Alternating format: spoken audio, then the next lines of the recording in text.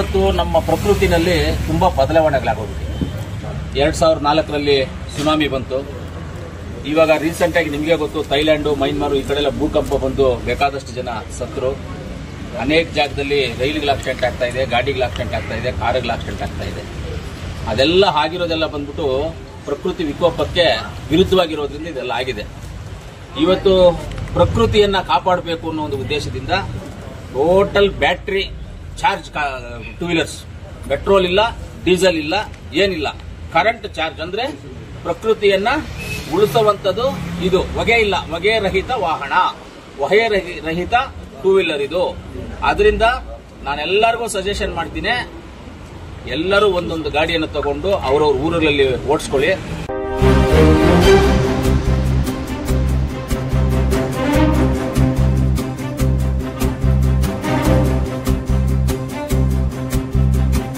ಯಾಕಂದ್ರೆ ಇವ್ರು ಹೇಳಿದ್ದಾರೆ, ಇವ್ರೇನಾದ್ರು ದುಡ್ಡು ಕೊಡ್ತಾರೆ ಅಂದ್ಬಿಟ್ಟು ಜನಗಳು ಮಾತಾಡ್ಕೋಬಹುದು. ನಾವ್ ಹೇಳೋದೇನು ಅಂದ್ರೆ ಪ್ರಕೃತಿಯನ್ನ ಕಾಪಾಡಬೇಕು ಅಂತ ಹೇಳಿದ್ರೆ ಹೊಗೆ ಇರಬಾರದು. ಇವಾಗ ಬೇರೆ ಗಾಡಿಗೆಲ್ಲ ತಗೊಂಡ್ರೆ ಹೊಗೆ ಬರುತ್ತೆ, ಅದರಿಂದ ಪ್ರಕೃತಿಗೆ ತೊಂದರೆ ಆಗುತ್ತೆ. ಇವತ್ತು ಮಳೆಗಳಿಲ್ಲ. 1996, 97ವರೆಗೂ ಯಾವಾಗ ಮಳೆ ನಿಲ್ತಾದಪ್ಪ ಅಂತ ನಾವು ಬೈಕೊಳ್ತಾ ಇದ್ವಿ ನಮ್ಮ ಊರುಗಳಲ್ಲಿ. ಇವತ್ತು ಯಾವಾಗ ಮಳೆ ಬರುತ್ತೆ ಅಂತ ನಾವು ಹುಡುಕಾಡ್ತಾ ಇದೀವಿ. ಇವತ್ತು ಇದಕ್ಕೆಲ್ಲ ಕಾರಣ ಏನು ಅಂದ್ರೆ ಪ್ರಕೃತಿಯನ್ನ ನಾವೇ ಹಾಳು ಮಾಡ್ತಾ ಇದೀವಿ. ಪ್ರಕೃತಿಯನ್ನ ನಾವೇ ಹಾಳು ಮಾಡ್ತೀವಿ. ಜನಗಳಿಗೆ ಗೊತ್ತಿಲ್ಲ ಪ್ರಕೃತಿ ಹೆಂಗ್ ಹಾಳಾಗುತ್ತೆ ಅಂತ. ಎಕ್ಸಾಂಪಲ್ಗೆ ಒಂದು ಹೇಳ್ತೀನಿ ನಿಮಗೆ. ಒಂದು ಪೆನ್ನು ಬರೆಯುತ್ತೆ ಅಂತ ಹೇಳ್ತೀವಿ ನಾವು, ಪೆನ್ನು ಬರೆಯುತ್ತೆ ಇದು ಅಂತ ಹೇಳ್ತೀವಿ.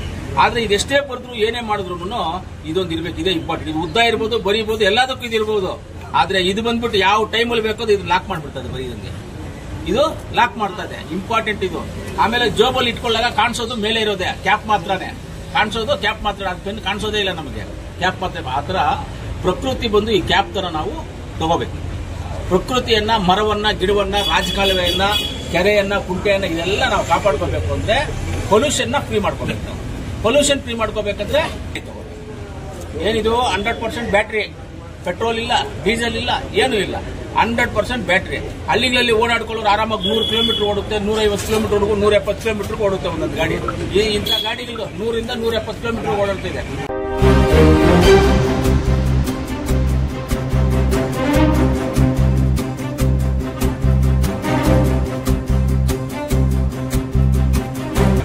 ಕಿಲೋಮೀಟರ್ 25. 1 ಲೀಟರ್ ಪೆಟ್ರೋಲ್ ಎಷ್ಟು? 102 ರೂಪಾಯಿ. 25 ರೂಪಾಯಿ ಖರ್ಚಾಗುತ್ತೆ ನಿಮ್ಗೆ, ಅಷ್ಟೇ, ಜಾಸ್ತಿ ಏನು ಖರ್ಚಾಗೋದಿಲ್ಲ. 100 ಕಿಲೋಮೀಟರ್ಗೆ 25 ರೂಪಾಯಿ. 2 ಲೀಟರ್ ಹಾಕಿದ್ರೆ 100 ಕಿಲೋಮೀಟರ್ ಹೋಗಕ್ಕಾಗೋದು ಇವಾಗಿರೋ ಪೆಟ್ರೋಲ್ ಗಾಡಿಗಳಿಗೆ. 2 ಲೀಟರ್ ಇಲ್ಲ, 25 ರೂಪಾಯಿ ಖರ್ಚು ಮಾಡಿದ್ರೆ ನೀವು 100 ಕಿಲೋಮೀಟರ್ ಓಡಾಡಬಹುದು. ಅಂತ ಗಾಡಿಗಳಿದಾವೆ. ಇದು ದಯವಿಟ್ಟು ಇದನ್ನ ನೀವೆಲ್ಲರೂ ಸೇರಿ ಪ್ರಕೃತಿ ಉಳಿಸಬೇಕು, ನಮ್ಮ ಪೊಲ್ಯೂಷನ್ ಫ್ರೀ ಮಾಡಬೇಕು ಅಂದ್ರೆ ಈ ಗಾಡಿಗಳೆಲ್ಲ ತಗೋಬೇಕು ಅಂತ ಎಲ್ಲರಿಗೂ ನಾನು ತಿಳಿಸ್ಕೊಡ್ತೇನೆ. ಸರ್, ಇನ್ನೊಂದು, ಇವಾಗ ಗಾಡಿ ನೀವು ತಗೊಂಡಿದ್ದೀರಲ್ಲ ಸರ್, ಗಾಡಿ ನಾನೊಂದು ಗಾಡಿ ತಗೊಂಡಿದ್ದೀನಿ. ಇವಾಗ ಅದು ನಾನು ಒಳಗಡೆ, ತೋಟದ ಒಳಗಡೆ ಓಡಾಡ್ಕೊಳ್ಳೋದಕ್ಕೆ ನಾನು ಹೋದಾಗ ತೋಟಕ್ಕೆ, ಅಲ್ಲಿ ಒಳಗಡೆ ಓಡೋದಕ್ಕೆ ಅದೊಂದು ಗಾಡಿ ಕೊಡಿ ಅಂತ ಹೇಳಿದ್ದೀನಿ. ಅದು ಅಂದ್ರೆ ವಿತೌಟ್ ರಿಜಿಸ್ಟ್ರೇಷನ್ ಗಾಡಿ. ಅದು ರಿಜಿಸ್ಟ್ರೇಷನ್ ಮಾಡಂಗಿಲ್ಲ. ನಾವು ರೋಡ್ಗೆ ಬರಲ್ಲ. ರೋಡ್ಗೆ ಬರದೇ ಇರೋದ್ರಿಂದ, ನಾವು ಈ ಕಡೆ ರೋಡಲ್ಲಿ ಸುತ್ತಾಡದೇ ಇರೋದ್ರಿಂದ ನಾವೇನು ರಿಜಿಸ್ಟ್ರೇಷನ್ ಬೇಕಾಗಿಲ್ಲ. ಒಳಗಡೆ ತಾನೇ ಓಡಾಡ್ಕೊಳ್ತೀವಿ. ತೋಟದಲ್ಲಿ ನಾನು 30 ಎಕರೆ ಜಾಗ ಇದೆ, 30 ಎಕರೆ ಒಳಗಡೆ ತಾನೇ ಓಡಾಡ್ತೀನಿ. ಅದಕ್ಕೆ ವಿತೌಟ್ ರಿಜಿಸ್ಟ್ರೇಷನ್ ಅಂತ ಹೇಳಿದ್ರೆ ಗಾಡಿ, ಅದಕ್ಕೆ ಆ ಒಂದು ಗಾಡಿ ತಗೊಂಡಿದ್ದೀನಿ ನಾನು.